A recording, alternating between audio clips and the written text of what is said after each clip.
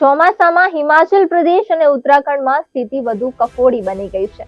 હિમાચલમાં ચોમાસું શરૂ થયું ત્યારથી અત્યાર સુધી ભૂસ્ખલનની 16, વાદળ ફાટવાની 19 અને પૂરની 23 ઘટનાઓ સામે આવી ચૂકી છે અને મૃત્યુઆંક 80 સુધી પહોંચવામાં આવ્યો છે. મંગળવાર અને બુધવારે પણ આ પહાડી રાજ્યોમાં ભારે વરસાદની આગાહી છે.